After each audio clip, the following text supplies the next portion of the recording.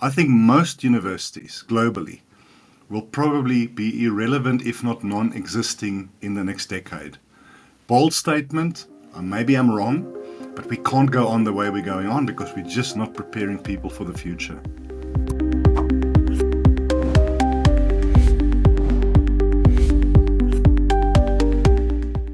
Johan, hi, thanks for coming on. Elvis, it's fantastic to be with you, and I was really looking forward to this conversation. Thank you for having me. Great. So you are Professor Johan Steyn, but you don't want me to call you that. Yeah, look, I am on the faculty of university. I do a lot of work with tertiary education. My worry is that when people hear you are a professor, they think this is going to be a highly academic, fairly irrelevant conversation. And I'm just a normal dude. So people should just call me Johan, and you'll be surprised how little I actually know. And I'm learning every day. So yes, just Johan, please. Well, that's this Dunning-Kruger scale, right? That means you know a lot, knowing that you know a little, right?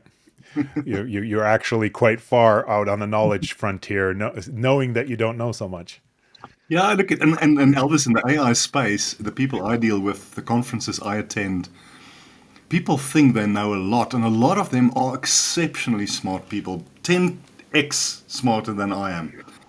But the challenge is to make this AI message resonate with normal people, parents, children, business leaders, and we have to dumb it down. And they also need to know that there's a lot of stuff we don't know. It makes them comfortable because we don't. I spend 2 hours every morning reading, watching certain videos, following newsletters on this AI stuff because it's changing so quickly, and I'm not keeping up. So I'm okay to admit that my view is only that big. I need other people like you and others to help me learn. So yes, maybe it's also because I'm over 50 now. I'm realizing I don't know that much.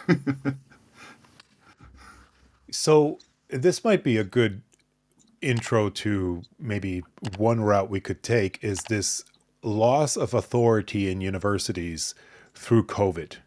I feel like in COVID, we saw in real time how little the experts actually know, which doesn't mean everybody can just do their own research and everybody can just understand everything. It's still hard, but the knowledge frontier is actually not, we're not as complete in what we know as we like to sometimes pretend. I think that's a problem in society, right?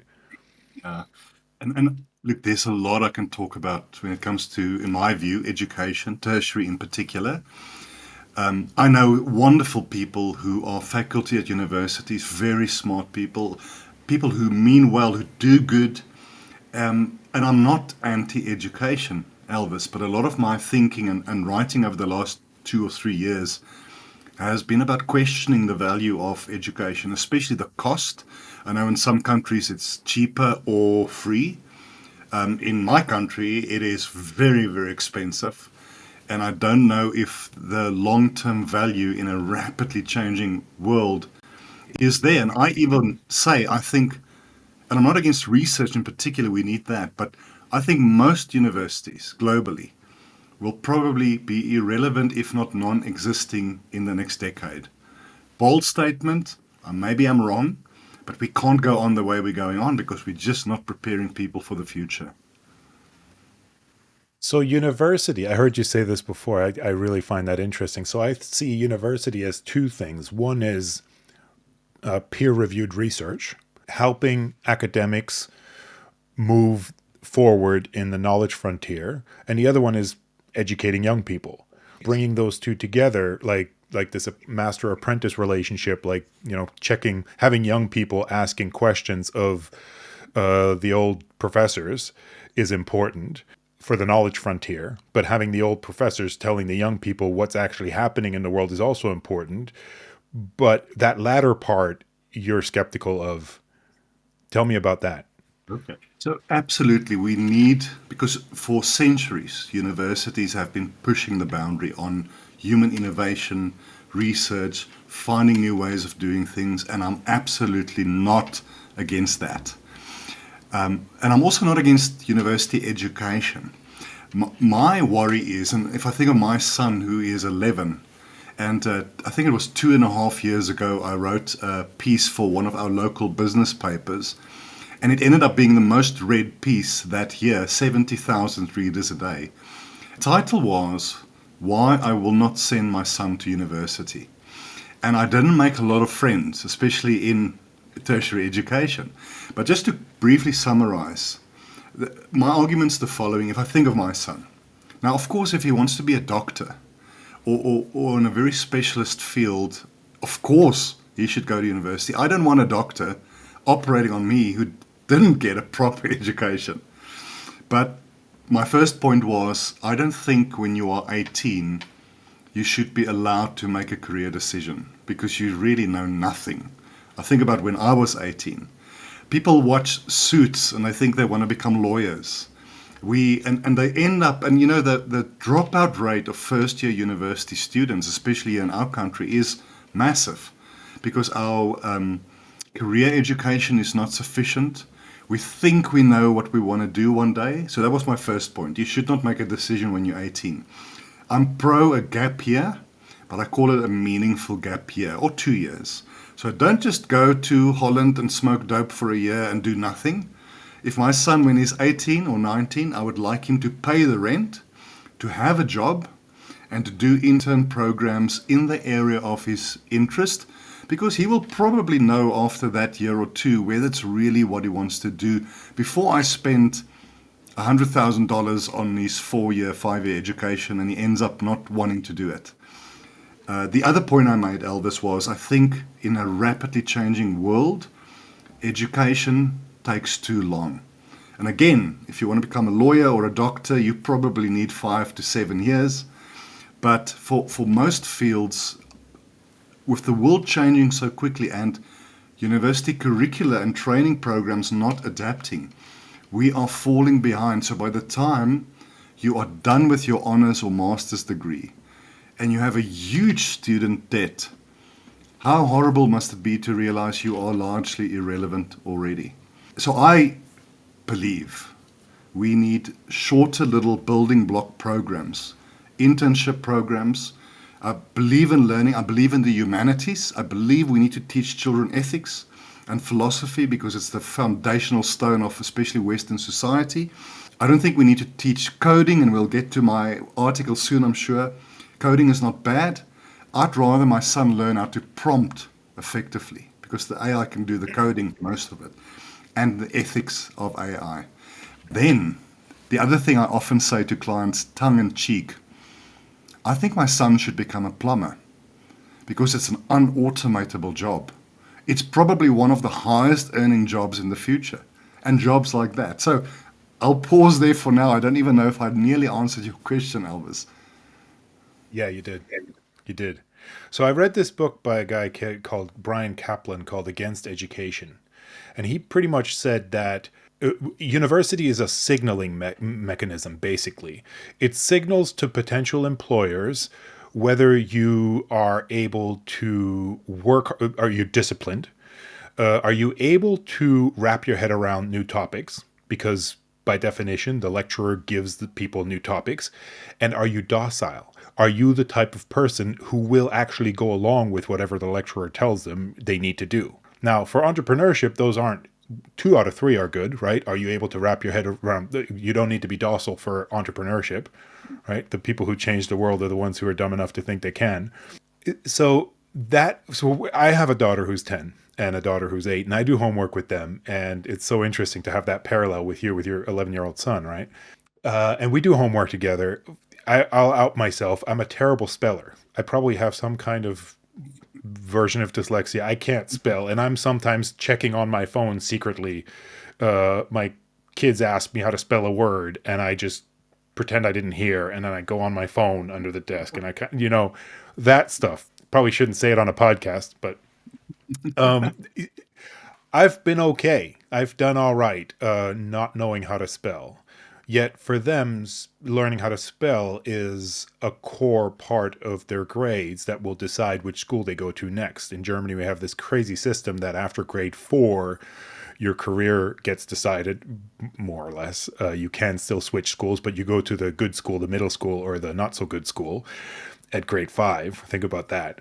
That's the time they're in right now, so they need to know how to spell. I know that it's not necessary to spell. Like, I've been more or less successful, and spelling had nothing to do with it. But, and this is what I'll kind of put back to you, kind of challenge you a bit, I think it's important for them to learn something, to, like, whatever it is, if it's spelling or if it's, learning the Talmud or learning anything off by heart, it's just to kind of challenge your brain the way my mom does with crossword puzzles. Is that going to further her career, or is that just going to kind of prolong the time when she may or may not get Alzheimer's? I think kind of training your mind is important. And we have no clue what we need to do in order to get a good job. You might think it's plumbing, may or may not be that, but it might not be only about that. If we're looking at a world of, like, say, AGI, where, everything changes so much, we want to be strong people, like people with strong minds who can actually concentrate on one thing without having to constantly check our messages. How do you feel about that? Just learning for learning's sake, regardless of what it is.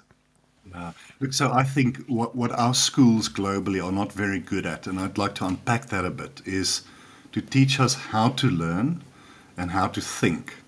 Now, before I go on just on spelling, I have some sort of dyslexia and firstly, my handwriting is very bad. I often take notes because I realize when I write things down, I remember it better than when I type it. But I often when I write very quickly, the letters in my words change. So the last letter is first and the first letter is last, and it's a form of dyslexia. And then I also have high functioning autism, which is another interesting topic. I mean, the highest percentage of autistic people in the world are in Silicon Valley, and most of them work in artificial intelligence, but that's a very interesting topic. So I think spelling is good. I think mathematics is probably better because it teaches you how to think. But my criticism with school, and also when I sit with my son and his homework, it is not teaching him how to learn, and it's also not teaching him how to self-learn. Because that is a big thing I see in the colleagues I've worked with over the years. They don't always know where to find the information. Yes, you can Google it. And it's not even academic research. It's just, I want to find out about this topic. How do I think critically? Because we are bombarded with a lot of nonsense on the internet as well. And I read somewhere, and I can't remember who said this, that critical thinking is the ability to hold two opposing thoughts in your head at the same time. So, but just to quickly, here's the thing with education. Our educational system is based on the first industrial revolution. Main purpose was to train factory workers. And a factory worker is somebody who does the same thing for the rest of your life. There's no room for creativity, innovation, new ideas. And this is my problem when I sit with my son and the homework that he's doing. And he has wonderful teachers. They are trying their best. So again, I'm not against education, against teachers. I'm just saying, I don't think we should just assume it is what it is. We should push the boundaries. In the information age, where everything humans have ever thought about, ever written about, is on the tip of my finger in my smartphone. Why should my education be based on rote memorization? Because here's my concern. In the information age, where everything humans have ever written, ever thought about, are pretty much available to me on my smartphone. Why is our education system, especially primary and secondary, and portions of tertiary, based on the rote memorization of facts? Why should we memorize things that we can Google? And an example is my son did he was preparing for a history exam. And I'm amazed at what at 11 he's doing, because I probably only did it at 17. And also his school bag is heavier than my school bag was when I was 17 or 18. But the exam was about the two seminal figures in South Africa. One was Nelson Mandela, and the other one was Mahatma Gandhi. And to understand them gives you context about the past of this country, the past of discrimination, of colonialism and the like. But when I sat with him and we worked through it, he pretty much had to study things like what day were they born, or date, where were they born, and maybe one or two facts. But I was because these are two people I've found very inspirational over the years. So he's going to now memorize these stupid things and just write it down next day for the exam, and the next day forget about it. So we sat down. I had ChatGPT 4.0 on my phone. I prompted it with my voice and I said, my son is 11. He's studying about Gandhi and Mandela. Give him the context of these two wonderful people and why it is important. And ChatGPT was talking for 40 minutes in a way that my son could understand. And I remember when we were done, and I'll never forget this, he said to me, Daddy, I now get it. I understand why they were important. He would not learn that at school. He was tasked to memorize facts that are largely irrelevant. And that's my problem, is we are not teaching people to learn, to find sources, to think critically. Because self-learning will be something you will have to do for the rest of your life. Our children will probably work in 8 or different industries in their life. They probably won't have a career. They will be in a gig economy. Because the days of studying something and then doing it for 40 years until you go on retirement, I think is gone, Elvis. I'll just pause there. I know I sound critical, but I'm talking as a father of a kid here, not as a AI guy even, you know? That makes a lot of sense. I'm wondering, as you're speaking, I'm a big fan of Yuval Noah Harari, the historian, Israeli historian. And to me, it sounds a lot like, I'm wondering, in a parallel universe where we haven't come up with large language models, if education would be going in that direction anyway, away from rote fact learning, towards more understanding the big picture and understanding, I think there are good and bad facts to remember, right? So if I read a book and then I read another book and then I read a third book, I need to remember some of the things I read in order to connect the dots afterwards when I write something. But what that is, of course, is not the specific dates. I mean, that's I shuddered when you said that, because we've made that example a long time ago, that's not what you should be learning. So let me turn this the other way. You said that math would be better than spelling. And I have this thing with my daughters. I don't know how much longer I can do this with my back, but I turn them upside down. Like, I lift them up and I turn them upside down, and I slowly pretend like I'm dropping them on their head. Slowly, and they have to do the 8s, the 9s, the 6s. They're good at the 7s, right? They have to do the lines, and they love it. I mean, it's just so, I've never yet actually dropped them on their head. So, so we do this thing where we do the times tables, right? Go through the 9s, go through the 8s. I think that's important. Again, the way it's important for my mom to do crossword puzzles, whether or not you could have an AI. Is that a fact? Is that, I think so? Let me untangle this in real time in my messy brain. I don't think it's important to know the exact day when Mahatma Gandhi was born. I think that's just ridiculous. You need to know when Jesus was born because you want to know when you get your presents. But other than that, I think it's important to, like you said, know what Gandhi did. But then also learning things for the sake of training your mind, like the times tables. Are you guys doing times tables, or are you thinking, no? No, we're doing it. So look, the brain is a muscle and it needs to be exercised. And that's why I think a lot of people, when they are elderly and they go on retirement and they sit in front of the TV the whole day with the remote, there is a decline in their brain capacity, and it might lead to Alzheimer's or not. But if the brain is not constantly being exercised, it becomes a lazy muscle. So whether it's crossword, and I love crosswords, puzzles, or Sudoku even, or the tables, it is good to exercise your brain. But music is another way, and memorizing music, memorizing poems, which is something we don't really do. I think probably 100 years ago, it was a great skill to read the Iliad, or to memorize and count the Iliad, if you would. So spelling, I also suck, because I don't need that skill. I'm always impressed when because I still type with two fingers. I never learned to type properly, and I'm very sad about that. But I will look at my keyboard and I'll type, type, type, type. And when I look up in Gmail or in Outlook, there's no spelling mistake. And the reason is because it auto-corrects it as I go. I think I'm brilliant. Unless I really spell it badly, then the autocorrect can't even help me. So the question is, do we even need spelling skills? Do we even need language skills?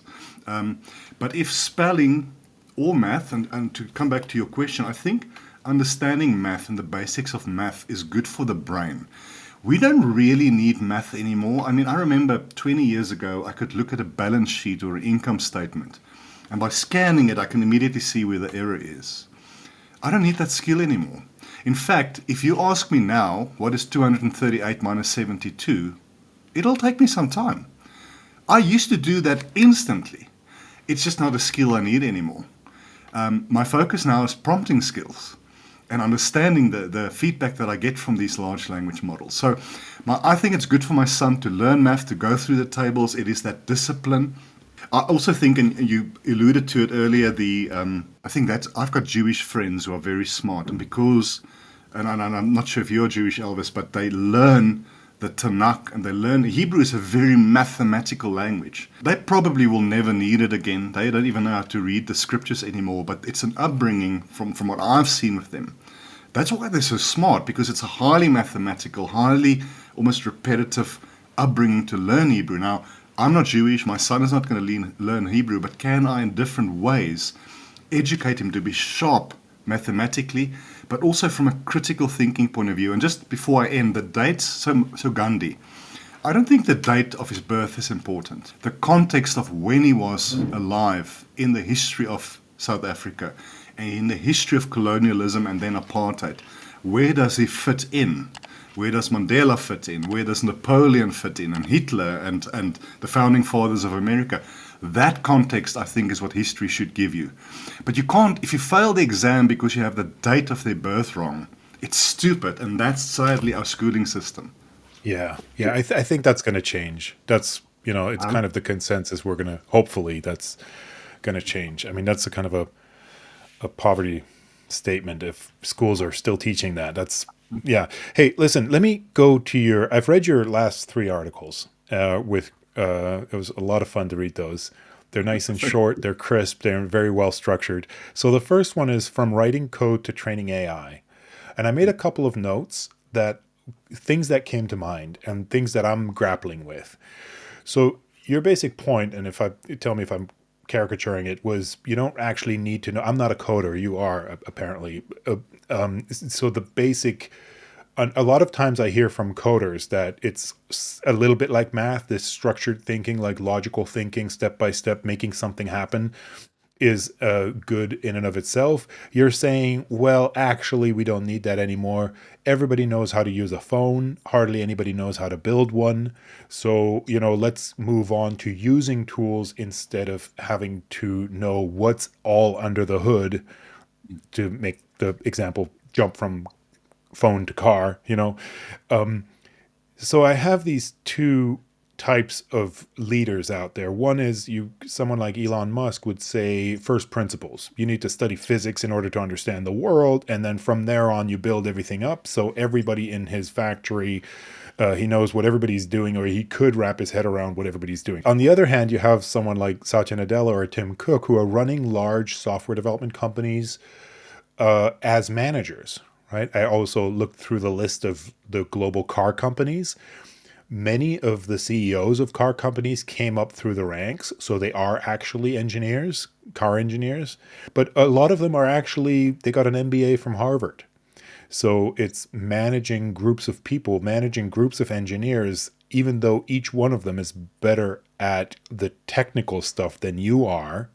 And I'm thinking of this in a sense that managing others becomes more important, whether or not those others are other people or AIs or a mixture of other people and AIs, but knowing that they know better than you do the technical stuff, but you still know where you want to go as the CEO of the company, however large or small. Is that kind of towards the argument you were making? Like, we don't need to know all the technical details like Musk would say we do actually need to know that, but we could actually, Satya Nadella and Tim Cook are also smart, even though they're not software developers. Yes. So I'm a huge fan of Elon Musk's work, not of the person, for many reasons which we don't have to go into now. A great book is his biography by Walter Isaacson. I think it came out a year and a half ago, just called Elon Musk. It's a fantastic, very honest book. Look, one of the reasons he's so brilliant, if you think of Tesla, is because to a large extent he knows more than most of the engineers who work for him. But that is quite an outlier. And to your point, if we think of Nadella and others, because a company is there for a purpose and you need experts to make it work. But often the experts are not very good at managing people. They want to be locked in a room and do their coding or engineering work. But to work with investors, to work with staff, to really lead a team is such a different skill, I think, than technical skills. But they need to work together. But what I try to say through that article, because in our schools now, and we are, in my view, about 8 years too late, we've only fairly recently introduced coding and robotics into our curricula. And again, as a father, I'm thinking, and I did code. I don't even know how to do it anymore, Elvis, but I was pretty good when I was in school, in high school. Should I start teaching my son or take him somewhere where he learns to code properly? And I don't think it's wrong, because coding, to your point, like mathematics, teaches you structured thinking, problem solving, so it's definitely not a bad thing. But I wonder, and my friends who are coders, and whenever I put something on LinkedIn, people who are hardcore coders hate it when I say this, that I think coding as a career is changing rapidly, and it might come to an end. So in that article, I say I think it's better for my son to learn prompting techniques than coding, because that's something that they're not being taught in school. In fact, most professionals I know are still very bad, even just with ChatGPT, never mind Copilot and all these other platforms, how to prompt properly. But the bigger thing is to critically assess the feedback you get. Look at biases, not just copy and paste it, because these platforms make mistakes. They are biased often. So, and I'm busy now teaching him the basics of using ChatGPT with his homework, and to double think and critically assess the feedback he gets. So that was what I wanted to say through that article. It's not totally the end of coding yet, but if I have to choose, if I have to spend time and money on his education, I'd rather teach him prompting than coding. Even, and I think this was in the news in the last month or so, where Google said, if I remember correctly, I think 25% of their new code is not generated by humans. And what we see with these big firms is they are not getting rid of coders, they're just not employing many anymore, if any at all. So if my career was hardcore coding, I would be very worried, because the AI can still do it. Not exactly yet as we do it, because you still need to look at whatever code the platform gives you to assess it and to fix the mistakes. But maybe in a year or 2 or 3, it's so good that we don't need coders anymore. That's what I wanted to say. So I think my son should learn to prompt and not learn to code. Right, right. How do you feel about agents? I mean, just to move on over to that, because maybe I'll tell you how I feel about agents and out myself as a total Luddite. I'm not seeing any of them. And when I work with deep research or the equivalents of other, when they're doing big, large tasks for me, I feel they are phenomenally smart, but misunderstanding some very basic concepts when it comes from one task to the other. That is something where I feel a bit like Jan LeCun saying, actually, this is we're going to hit a wall here. They're phenomenally helpful for some tasks. It's kind of interesting, like an inverted U shape.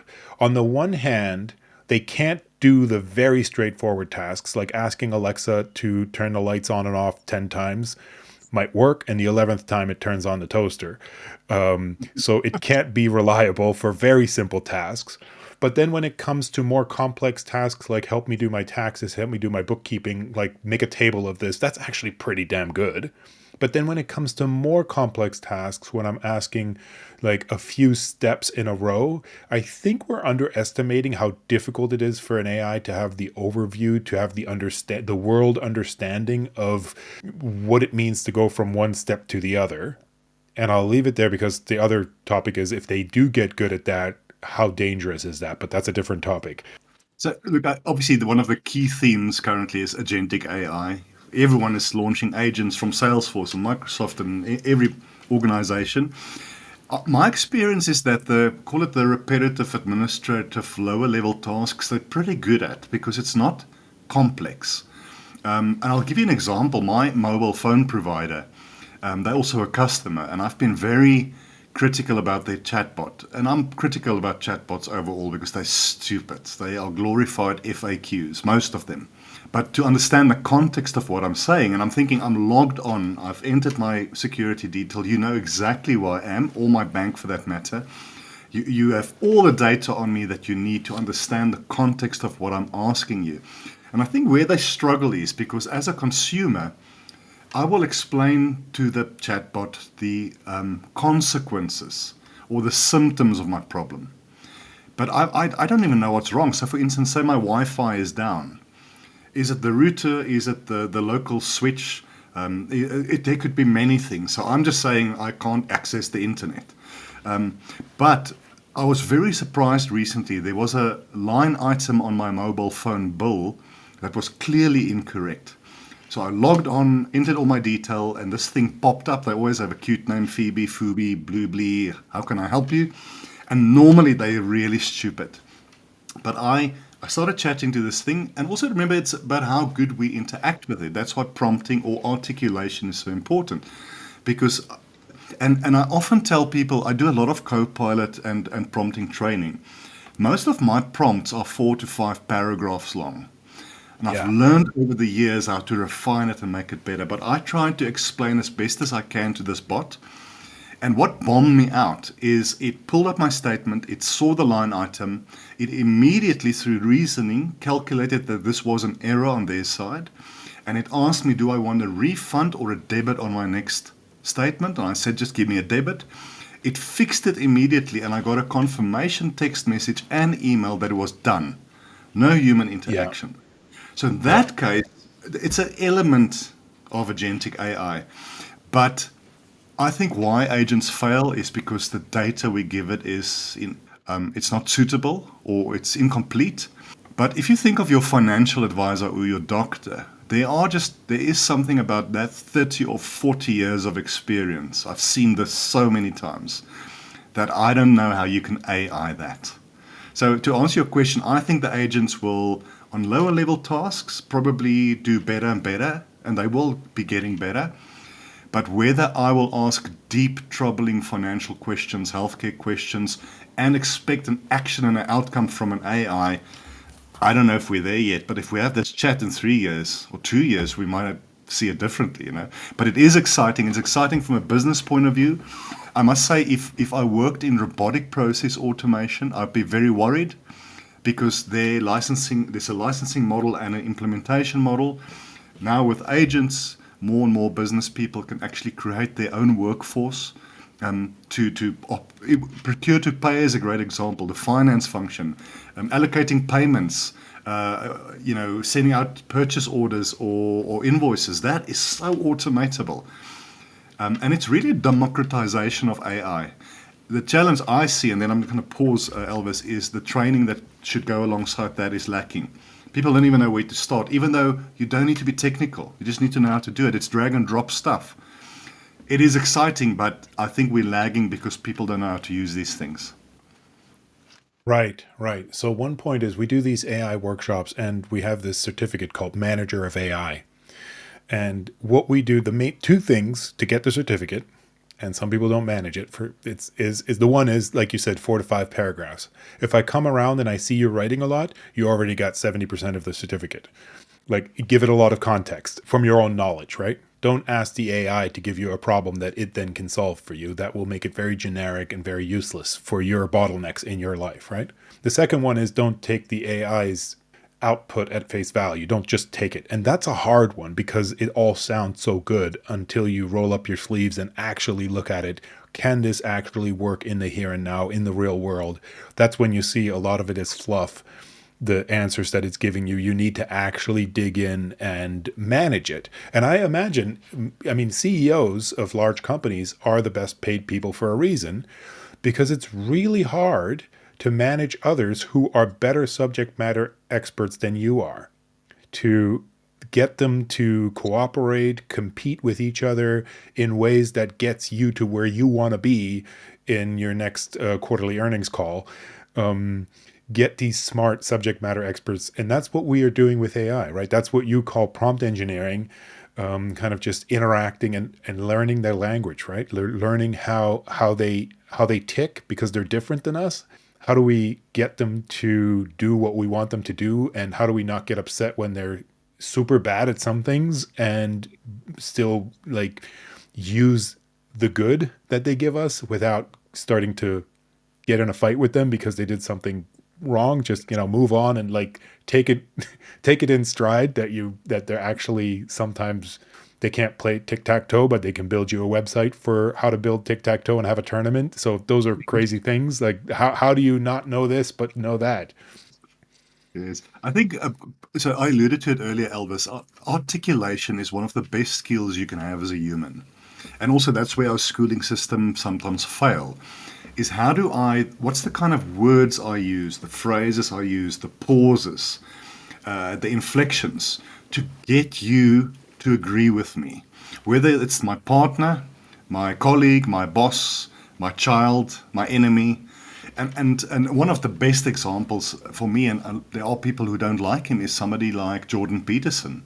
He is one of the most articulate people. I mean, half the time when I listen to him, I write down words because he just uses words. I have no idea what it means. I need to go Google it and check it out. But that skill of articulating is such a powerful skill. Now, prompting is nothing other than articulation.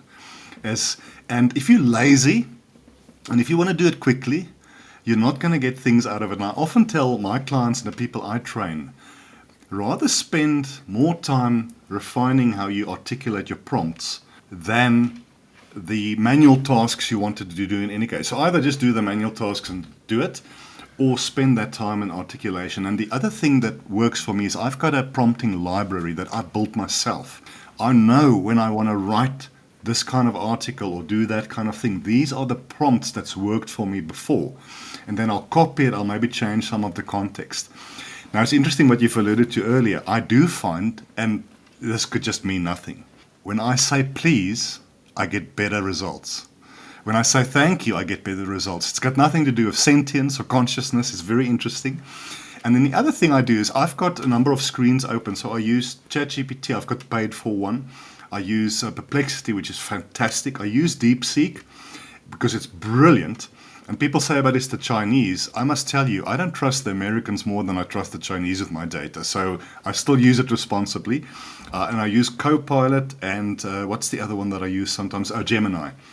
And then what I will do is on my different screens or tabs, I will ask it the same question. I'll just copy and paste it across and see the result. And then I'll take the results and throw it into the others and ask it to recheck it. And it starts refining it more and more. Now, Perplexity, for instance, is brilliant with academic research, referencing, source material, and the like. But I have found in time that I kind of got my groove in prompting. What kind of things? Here is an interesting point. If you say, write me a 600-word article on the future of AI in schooling, it's pretty good. If you say, write me an expert article, the results are so much better. And the more you use it, you kind of find, like with your child or your partner, there are certain words that will make them angry or make them agree. Same with prompting. And I know you do that training, I do it too. If I don't teach my kid that, school is not going to teach him that. But to prompt effectively is one of the best skills you can have as a human being at the moment, in my view. Yeah. Do you find it's the same with reasoning models than with so if you're using 4.0 or 4.5 versus oh 03 on ChatGPT, when they start prompting themselves, right, they're going through this iterative process initially, and here I might out myself because this is going against the grain a little bit. Initially, I took out a bunch of the prompt engineering of my slides because I thought, okay, it doesn't matter anymore how sophisticated you ask the question because the model will just re-ask itself from various angles. I still find that prompt engineering works, though. I mean, prompt engineering is kind of out as a word a little bit. People are going over to, vibe coding or something. But I do think still, I agree with you. First of all, it needs a lot of context. So a lot of times I do this in voice messages. And of course, my voice messages are much worse than my written word because they're much faster and they're just my stream of consciousness comes out. But then I actually apologize after the voice message saying, hey, this is actually a voice message, which is meaning to say, I'm actually a smart guy, so please, work hard with me. Even though it sounds like who would write stuff like this. And I find that helps. I might be mistaken. I mean, there was all this talk about AI doing better and worse in certain times of the year. And, so during Christmas of 2023, I think it was, ChatGPT 4 kind of had a drop in performance. I saw it, I felt it, and many people felt it. And Dario Amodei, the CEO of Anthropic, said that's baloney. That's not what's happening. He said that on the Lex Friedman podcast.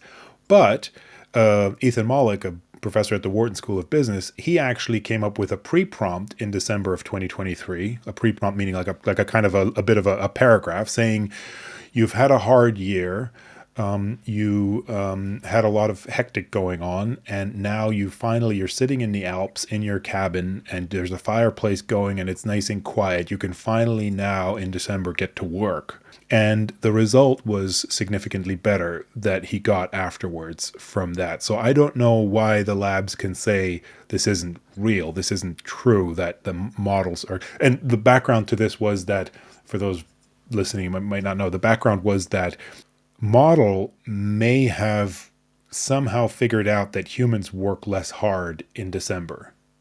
And that is just sounds so weird. And Dario Amodei put that off to the side. But then why would the model get so much better when Mollick prompted it with that little pre-prompt? So this is it's a very convoluted, long version of saying, yes, I agree. When you say yes, please, and thank you, it not only makes you feel better for the small chance that there is something somewhat tiny little bit of consciousness in there to treat it nice, but also it just works better. Yes. Look, there's a number of things. I think it's the training data. And a worry here is all the synthetic data that we're seeing. It's almost like we've used all the data we could from the internet, although there's gigabytes or whatever it's called created every day. But in a way, it seems like they're getting a little bit dumber over time unless we get better data. But I also think it's about the load on the and depending on where the servers are and the like. So my time zone is GMT +2. So about 7 p.m., I find that most of these platforms start becoming a little slower because so many more people in Western America and other areas in the West are firing off. Maybe the Christmas example, even though we should be chilling, maybe just more people were ChatGPTing where they should have been with their kids. I don't know. Right. So maybe. Yeah. So on the reasoning models, I love DeepSeek's reasoning model more than anyone, or more than any of the other models. And I think reasoning models are almost like, when our kids become teenagers, because I remember, and I see it with my wife's son as well, when I got to 15, 16, I thought I was the smartest thing alive. And that's pretty normal for teenagers until life beats the hell out of you over the next 20 years and you become a bit more humble. So I wonder if reasoning models are not like the teenagers of large language models. They are smarter and wiser, but maybe they're wiser than they think they are. What I must say, when what does irk me from the reasoning models is that it takes so much longer to give you what you need, but obviously because it's busy reasoning. But why I allude to it as a teenager, because even though the 17-year-old is much better than the 10-year-old, they still don't know what they don't know. And they still make assumptions, and they actually think they're smarter than they are. And I wonder for me if that's not a good metaphor of where we are now. It's better than the 10-year-old, but it's not like a 40-year-old. So you can't always trust it, and it takes too long to figure it out. But I do think over the next few months even, we will see with complex problems, maybe even in medical research and others, a lot of progress. And if we put the lens of quantum computing and what we probably will see over the next 5 years or a decade over reasoning models, I think the complexity of what we will be able, even as just normal humans prompting, would be fascinating. I think we're getting there, but it will be interesting to see as compute power increases and the ability to reason. Because imagine we look at, say there's another COVID outbreak. Imagine we had proper computing power and proper reasoning when it started to look at the spread, to look at predictions, and to then use agentic AI to prepare countries, to prepare citizens. That would have been interesting. So next pandemic, or solving cancer. It's the one thing. Cancer and the common flu are the two things we can't solve for yet. Maybe these systems will help us in time. It'll be interesting to see, but I think reasoning models are like teenagers. They're very good, but they don't know what they don't know. I hope that helps. Right. No, that makes a lot of sense. We've also heard that O3 is the hallucinations are higher in O3 than they were with O1 even. So that that's kind of counterintuitive. That's something we always thought the hallucinations are getting less the smarter the models get. And now we feel maybe it's a bit of a glitch that O3 and maybe O4 mini high is already getting better. But I've heard that both those models, those are the current state of the art, are not great at hallucination, which is a bit surprising. So you might be onto something there, that this is kind of these teenagers who think they're smarter than they are, who might be dangerous. Let me ask you some questions about danger, about yesterday, there's the Future of Life Institute. This is the podcast. Max Tegmark has this institute, and they started this 6-month pause letter in ancient history, this was when GPT-4 came out in March 2023. And they are skeptical. Some people call them the doomers. They are skeptical of, we have a coordination problem in the sense that if you ask anybody working in these labs, they all say, well, there's significant danger involved. But if we don't do it, someone else is going to do it. So we might as well get there first because we're obviously more responsible than the others. And if we don't do it, they're going to do it. And B, it's probably going to happen somehow anyway. We have this competition between countries, between China and the US, right? And we have this competition within capitalism between companies. We're all moving forward really a lot faster than we initially thought we would, in terms of we're getting a lot done, but also the AI safety isn't really that much. I mean, the AI conferences, the first one at Bletchley Park was all about AI safety. And then the second one was not about AI safety. I mean, this is also with the Trump administration just going full power ahead. I wonder, so we have agents. I alluded to it in the last question, and I'm sorry my questions are so long. In the last question, I alluded to it. We have agents, and I'm skeptical that currently they are as good as people make them out to be, because they can't find workarounds. But then as soon as they can find workarounds around obstacles that they run into, isn't that the most dangerous thing? Because a lot of times a goal-driven agent will find a solution to a problem. I mean, the classic example is the paperclip maximizer. So maximize paperclips, and it'll just turn us into materials for the paperclips. I mean, that's the kind of philosophers do this. Nick Bostrom did this kind of just to make it the caricature of the argument in order to make it more stark. But there is something to it, right? Like this fast explosion of technological advancement that we're living through. How worried are you that we're going to be around in 10 years? Well, Now, for this, we need scotch, but it's too early in the day for both of us. But I love these because it's a philosophical conversation, amongst other things. If I can start, Elvis, with my view of human nature, and it's my limited view. On the one hand, we are incredible beings. There is an angelic nature in us. We have altruism. We, not all parents, sadly, are good parents, but most of us are trying, even though you do get abusers and the like. Most of us will, when we walk past somebody who's suffering in some way, at least feel bad of not doing something, or we might stop and actually say, do you need some food? There's something in us which is incredibly beautiful. And if we didn't have that, we would probably be very basic animals. But on the other hand, we also are. Because we are highly selfish beings, we are very tribal, we are very violent beings. You know, there's a book that I read, I'll think of the title now, but as you turned the cover page, there was a quote, and I can't remember whose quote it was, and the quote read, "In every civilized man, there is a pagan waiting to come out." And basically what it's saying, and we see this when there are natural disasters in fairly civilized countries. There's raping and pillaging and the most horrible things that's happening. I mean, if there's a great disaster here now, and my neighbor and I have a great relationship, but if I have to choose between my child eating tonight and his child, I will kill to make sure my child eats. So there's that aspect of human nature as well. We're also the only species on Earth that is actively destroying the environment we're living in. We're also the only species on Earth that kills en masse, if we think of ethnic cleansing and genocide. Animals don't do that. So why am I saying all of that? Because on the one hand, there's this beauty and good for humanity, and we want to do good, but if you push the wrong button, we are the most horrible beings walking on this planet. Now put over that the most powerful technology we've ever created. We still remain tribal, we still remain driven. Maybe that's also why we've advanced as humans, because we're competitive. I would have it rather than you. I mean, when we learned to use fire and to make fire, we didn't regulate it.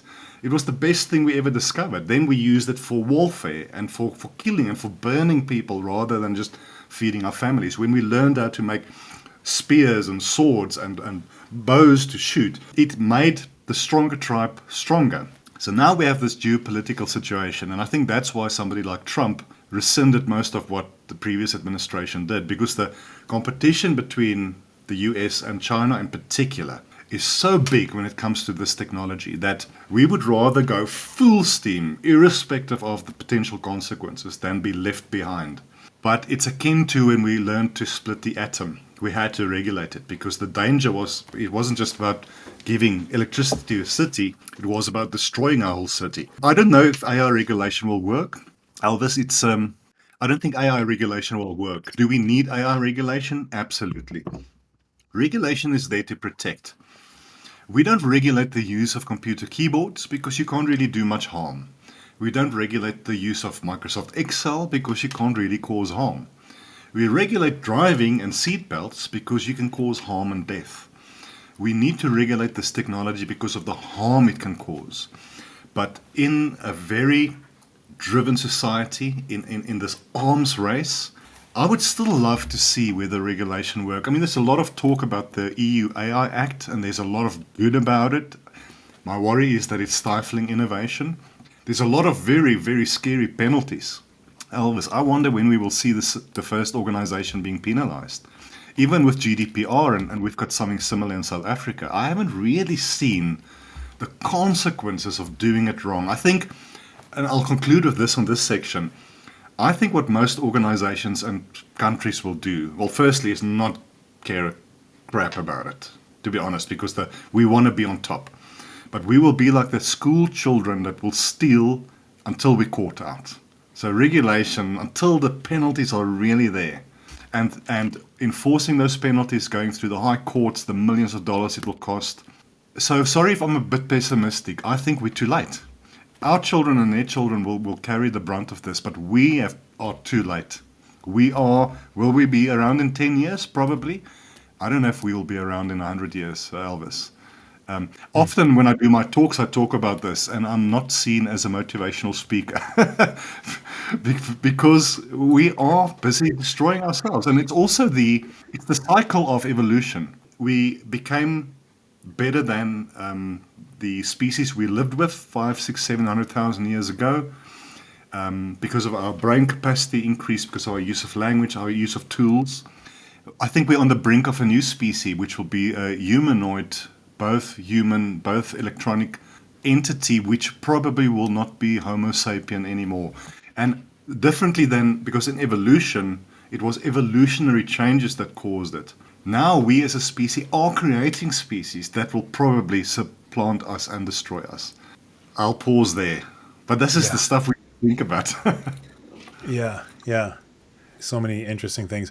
Listen, I hear your voice is being strained. I have one last kind of section of questions that is very interesting to me, maybe not to the average listener, but I think it's crucial for Africa. And this is something I wanted to just ask, get your kind of professional expertise on if you have another 15 minutes for me. Yeah, please. Yeah. So this is about automation and job creation in the BPO global business services sector.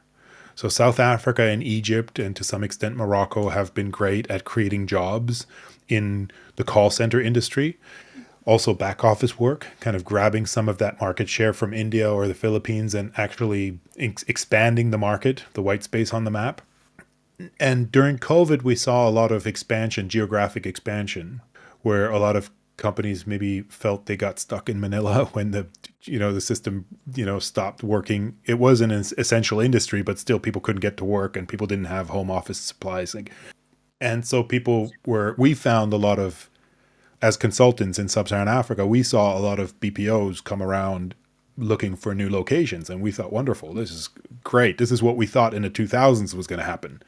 You remember all the vision documents around Africa, Vision 2030, we're going to have, 100,000, 200,000 seats in BPO. That was always a flagship, right? And then it kind of quieted down throughout the 2010s a bit because for you guys, it was great. For Egypt, it was great. But anywhere in between, BPO didn't really take off in terms of seats, right?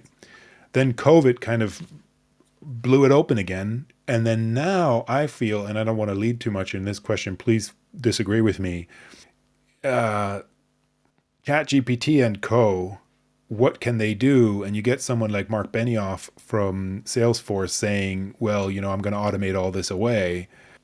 Are you seeing services exports? And I don't have to tell you about African demographics, right? We've got so many young people coming onto the labor market. They need jobs. They can do the work well if they're trained. Are you seeing this services exports vehicle as the horse to bet on still? Or are the lower end jobs, which by definition, a new call centers or a new contact center or a new BPO, whatever they're doing in this sector, is going to have to get into because they're starting out, right? If you're going into a new African city, are you seeing that still on the rise, or would you advise a BPO in South Africa to look for a new location to branch out geographically if it's only in their own self-interest right now, or would you advise them to stay put and just check out what the technology can actually do at the lower end of the skill spectrum? How much time do you have? So why, I don't know about the rest of the world. I have collaborated with some of the BPOs in South Africa. Why it's been successful is, a number of things. Firstly, we have a very diverse culture and language spectrum. So most of the contact center agents are used to different accents, different humor, very good at engaging, because we grow up in a country where you have to learn to work with so many different kind of people. And the second factor is our exchange rate is very beneficial, especially from a dollar and a euro point of view, that you can still pay a contact center agent fairly okay, but it's probably a quarter of what you would have paid in Europe or elsewhere. The organizations that's working here have done a lot of good work. They have created a lot of employment opportunities. My worry with where we are going, we spoke about agentic AI, we spoke about the rise of these, of just AI and AI agents. is that, so here's my view, Elvis. I think we will always need a human at the end of the call or end of the line. But where now a contact center or agent maybe deals with 100% of all the issues, we will probably get to a point where only 10% needs very highly skilled contact center agents with contextual understanding, empathy, some sort of education. But I think that other bulk of the percentage can probably be dealt with chatbots and agentic agents and the like, because it's I think a lot of the calls to contact centers are very much the same. Yeah, my internet is down. Can I increase my overdraft? It's not problem solving. It's more reactive. So I think contact centers will still exist. I think the amount of people employed, sadly, will have to decrease because the AI can do it quicker and cheaper. But that small group of people or smaller group of people who are really good at understanding you, helping you, will probably be all, in my view, that we have left from a human point of view in contact centers. But that's what I think. I think the BPO industry wouldn't like to hear this. And the other challenge is that the customers we serve, whether it's the big banks, the HSBCs, the Deutsche Bank, the Bank of Americas, etc., they are themselves getting better at their own automation, their own AI agents. So I'm also thinking the need for outsourcing to a different region because it's cheaper will probably, because of this tech, the need will become less and less because you can just yourself create those agents to answer those questions. So I'm glad I'm not an owner of a BPO organization because I'm not sure if they will exist as they exist now in the next 5 years. And it's sad, especially for our country and countries like ours. The trick now is what do we do to turn it around to employ even more people? You've mentioned, I mean, the median age in Africa is 19. It's the fastest growing continent in the world. What kind of jobs are we going to get these youngsters to do? I have no idea. Sadly. Right. So global value chains have been the fastest way to catch up in terms of development, right? So China exporting manufacturing goods to the world, starting out with pretty crappy goods and getting a lot better,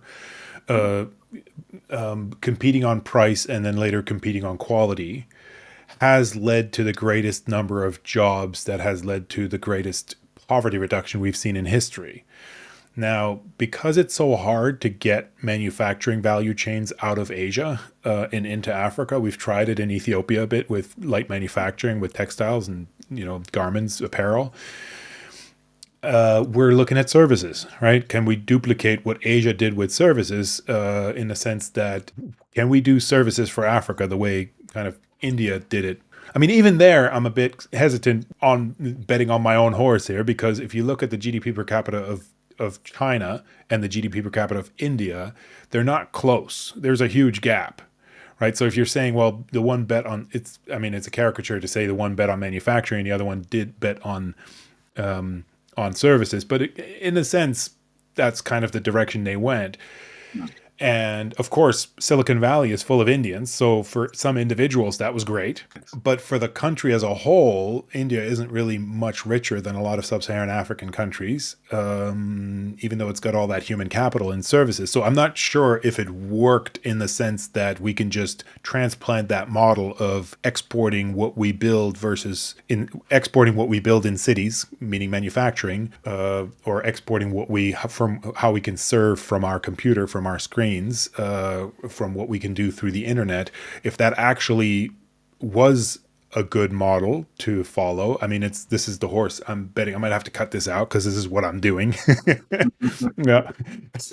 But now it's like, okay, we're seeing probably the type of BPO that's currently happening is going to be changing rapidly. And are we going to need as many people in it as we did in the past? It's hard to see. So why would a BPO go look for a new location now, is what I'm hearing from a lot of people. Yeah, then I'm wondering, did you hear about the Cursor example? What happened in Cursor? This was a day ago or so, a couple of days ago. So at Cursor, this coding platform, they used Claude Sonnet 3.7 underneath, and they're helping coders code easier. People got kicked off the platform for using multiple devices. And when they called into the chat they called into the chat support and they said, why am I kicked off the platform? The response was, because we have a policy update. We have a new policy that you can't use cursor from multiple devices. And people were like, what? That I'm a coder. I mean, that's the basics. I always use multiple devices. That's just the stupidest policy update that I could have thought of.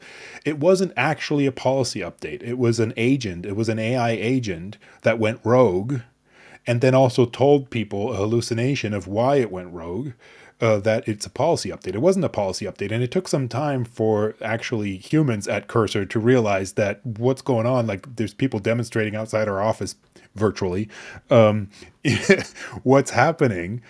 So that kind of made the rounds like this last day or so in my circles among BPO operators saying, aha, I mean, you can't automate things like this because it might go well 99.999% of the time, but still the one time it goes wrong, it's fantastically wrong. It just, same with self-driving cars. If you can hack a system of self-driving cars and you get them all to have an accident at the same time, you've undone all the benefits that you've created over the last couple of years in fewer road accidents in 1 minute. So that's the argument of people saying, well, we still need BPOs with people orchestrating, running these fleets of AI agents. There's a question in there somewhere. I'm just not sure what it is. Yeah. So maybe, I think I know what you're saying. Maybe there will be a transition period, Elvis, where more and more AI agents are part of a BPO, but still more and more human oversight. I think that's the natural progression, that human in the loop idea. But I think the need for a human in the loop, as these systems become more mature and accurate and self-learn, will decrease. So maybe, as just an example, so now we have 100 people in a BPO or a call center, we actually might only need 80 and 20 silicon agents, and then over a year or two, 40 silicon agents, and maybe two. So I don't see the humans leaving, but we'll probably in 5 years end up with 10 people and 90 agents. And those 10 people will look after the agents and also handle the complex high-value tasks. But this is just me. They say I'm not a futurist, but they say a futurist is a blind man in a dark room looking for a black cat that's not there. But at least we have to talk about this, because what you don't want is that the 5 years from now happen and we didn't do what we needed to do to prepare for that potential future. What's the plan if it goes there? I think a lot of people are asleep at the wheel at this stage when it comes to this AI conversation. Also, a lot of people, a lot of our business leaders are in their 50s or 60s. And look, if we are lucky, in other words, we don't get sick with cancer or Alzheimer's, you and I will probably live till we're 100, if not longer. So, but what I see, especially in the banks I deal with, is that the decision makers are 3 or 4 years from retirement, and they don't want to upset the apple cart. So not a lot of change is going to happen. And that is a big challenge. So is that also happening in the BPO space with BPO owners and managers? I'm not sure. It's going to rapidly change that industry. We are still figuring out how, but to assume we're just building more contact centers, employing more people, which is great, I think we're going to see a different world in 5 years from now. Yeah. But that's the pessimist in me. I definitely lean to more of an Orwellian worldview when it comes to AI than super excited about all the benefits. Yeah. Hey, Johan, I've got 12 more questions, but maybe we continue this. Maybe we have another conversation soon. I'm mindful that I've asked your voice to handle more than it probably should have today. It was, Elvis, listen, I love these conversations. I'm always just aware of this is just my view. I need a lot of other people like you and others also to learn from, to disagree, to debate. But I'm passionate about it because I'm a dad. That's ultimately why I do this. I've been struggling with the flu, so I'm struggling now. But I would love to continue because there's probably a number of segues from this conversation we can follow up on when you have time. It's just a great honor. It's lovely speaking with you. Thank you. I've got a page full of things we still need to talk about next time. So, and you'll be writing until then. You're a prolific writer. We'll link this, and people, please check out what you're writing. Johan is just really, I like the size of your pieces. They're nice and you can just digest them very quick, and they're not just, you put a lot of thought and a lot of energy into them. So thank you for doing that. And thank you for doing this. Yeah, thank you. Look, 600 words is 3 minutes. I don't know if people want to read longer than that. The trick is to make your point in 600 words is very tough, but it's possible. Yep. But and anyone can learn to write. It takes practice, and you make a lot of mistakes as you go. But yeah, thank you. And also, I look forward to seeing more of these conversations that you will have with many, many other people. There is room for these long-form conversations. We've seen many people do it. I can summarize it with little snippets, and I'm sure you're going to do that. But I think this is great. So all the best going forward, and hopefully we'll chat soon. Thank you, Johan. Thanks for doing it. It was a great conversation. Thanks, Elvis.